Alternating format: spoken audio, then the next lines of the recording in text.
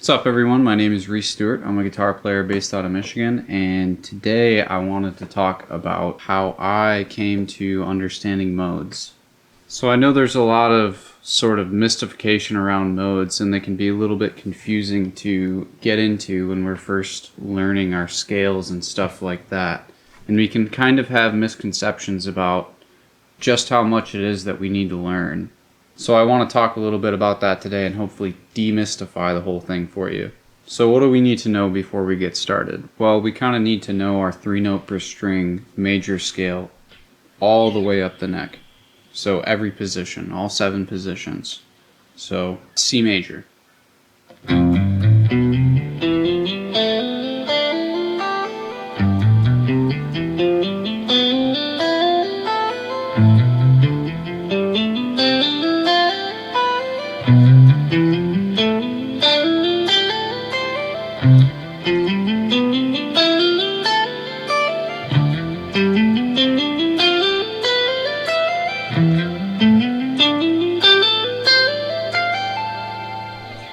Now, if that's confusing for you, you need to spend quite a bit of time memorizing those and learning them, getting comfortable with them. Put on a once you've memorized it, put on a backing track and kind of just jam along. Play them out of order. Get familiarized with these shapes because these shapes contain all the information that we're going to need moving forward. So next, we need to know the order of the modes, which I'll have somewhere over here around the screen for you to see. And we need to memorize that because that will be useful for this method of understanding modes. You don't need to memorize it too hard. You can always pull up a diagram of it and look at it and, get as familiar as you want with this kind of stuff. Now, lastly, before we start, I do kind of want to mention that we need to recognize the sound of each of these modes.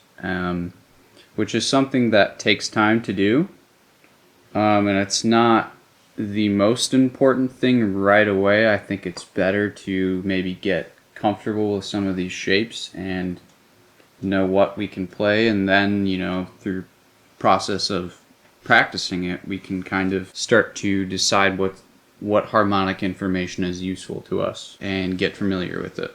I should also mention this method does have some drawbacks. One of the key ones being is that it's sort of just a framework to get you started, but there's still work required on your end to understand and hear the difference between these modes and know the intervallic formulas of them, so keep that in mind. Okay, so now we can jump right into it. So the first big breakthrough that I had when I was learning this stuff was that each position of the major scale is its own mode. Let me repeat that. Each position of the major scale is its own mode. So if we learned our 3-note string pattern, major scale, we don't need to learn any other shapes to be able to play these. So for example, if I'm playing in the key of C Lydian, how do I know what to play there? How do I know what shape to use?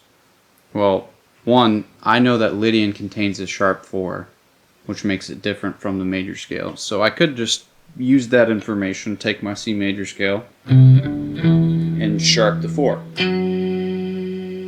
But I think the easier way to grasp this is to look at the first position of our major scale pattern.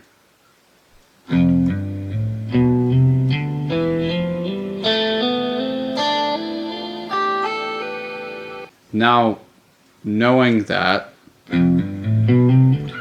position, you'll notice something.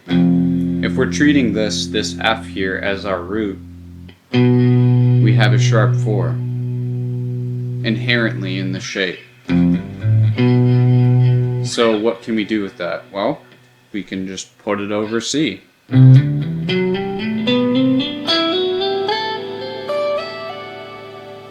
And then we have our C Lydian shape. You see? I didn't have to learn anything new to understand that. It just clicked for me. The other cool thing about that is you might be saying, well, you know, that's cool. I can play C Lydian in one position. Well, it's actually not true. Because if you look at our scale patterns, if this is our starting position, excuse me,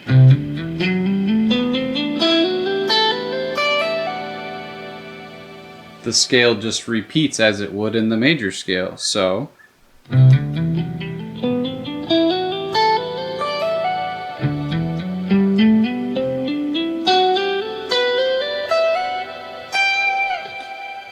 and so on. And you know, we could go down with it. So once you realize that the major scale contains all the information that you need to know, you can then kind of deduce everything that you need to move forward with modes. Now, like I said earlier, this isn't really like a catch-all for understanding how each mode sounds, but if you see it written out and maybe you don't know, you know, what Dorian sounds like, you can at least know what notes to play.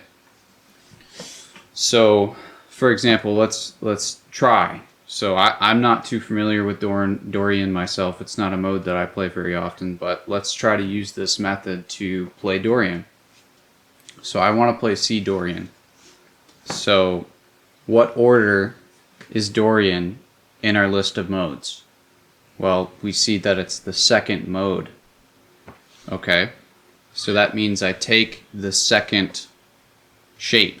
I should also mention that we're treating, every time I'm talking about positions in the order, we're treating this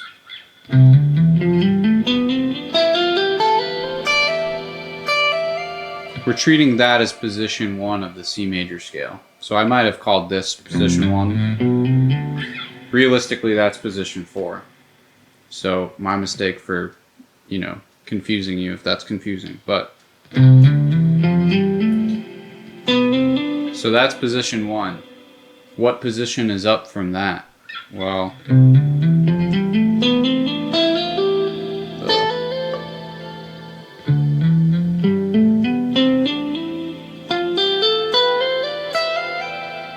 so that would be a good indicator of the shape that we can now put over our C.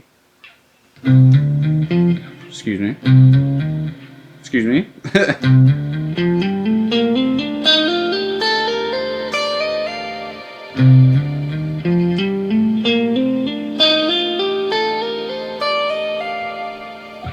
And that's Dorian, C Dorian. So once we kind of know all this, it completely demystifies the process of understanding, you know, what shapes to use, because we don't need to learn anything new. We've learned our, you know, 7 positions, and those are the only 7 positions we're ever going to need. Now you can learn like your pentatonic scales and stuff, but I promise you all the information that you're going to need is contained within these 3 note per string scale shapes. So that's kind of king in my world, which is why I prefer this method over learning, you know, pentatonic shapes. Precisely because all of the pentatonic shapes are contained in these 3 note per string scale shapes. I don't want to intentionally get rid of notes just because somebody told me that it sounds better. I'm not a huge fan of that approach. And I should say I'm not knocking pentatonics. Pentatonics are great and they're very guitaristic, but you know, when I'm writing and composing and creating things, I kind of want to work with my entire palette. I don't want to start limiting the notes or the colors that I have in it. I want to have access to all this stuff, and I want to understand it. So, just in case it's still not clear, we're going to try it one more time. We're going to use a mode that I definitely haven't used yet. Let's see. Let's try Mixolydian. Okay, so if we're looking at our diagram, I have one here in front of me because I haven't memorized this stuff completely either. Mixolydian looks to be like our 5th mode. So what can we do? Well, I know this is the 4th position. So what's up 1 from there? Because that'll give me 5.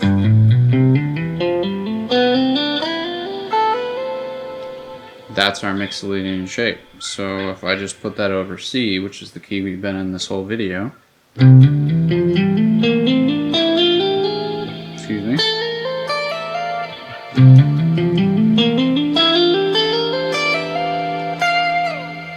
I have Mixolydian. Now, like I said in the beginning of the video, there's still work to be done on your end to understand what makes Mixolydian sound the way it does, and you know, same for all 7 modes. But you know, all the information that we need to start understanding modes and playing with them is contained in the major scale. And using the simple formula of kind of just using the position to play it, based on what we already know, it gives us the freedom to start playing around with it. It gives us a framework to work within when we want to go understand the framework for when we want to dive deeper and, you know, understand the intervallic relationships that are contained within all these different modes. I also wanted to touch on some of the cool applications that this has, you know, maybe for playing solos or chords and stuff like that. Something really cool that we can do once we have this information is we can start harmonizing with what we're playing over. So let's say I have some sort of like F Lydian backing drone thing. What can I do with that to make it kind of sound cool? Well, if I take the F Lydian shape,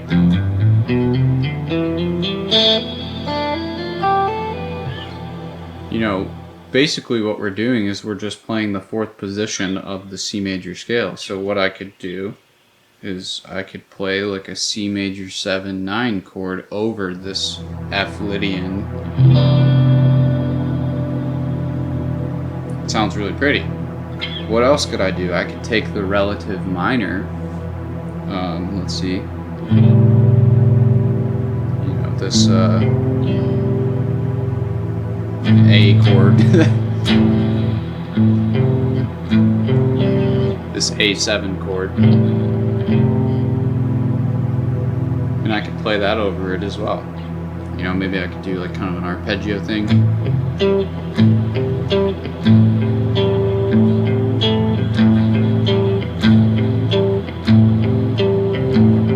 Maybe I could switch to my relative major in between that.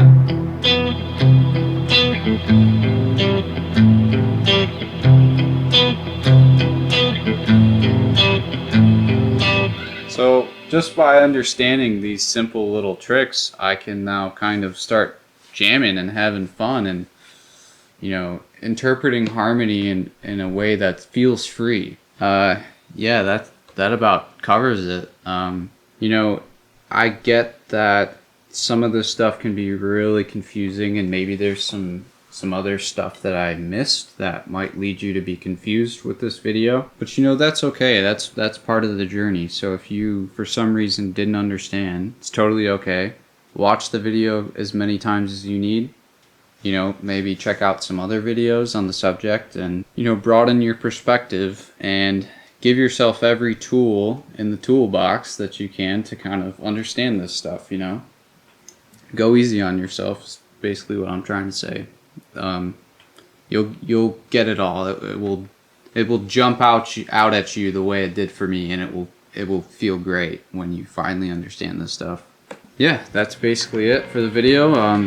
If you liked what you saw and heard today, then I guess leave a like, comment. Let me know what you thought. Let me know what you want me to cover in the future. And yeah, subscribe. That would be cool. That would go a long way for me and showing me that this is actually useful to people and people want to watch it and stuff like that. So yeah, without further ado, I've been Reese Stewart. Thanks for watching. Peace.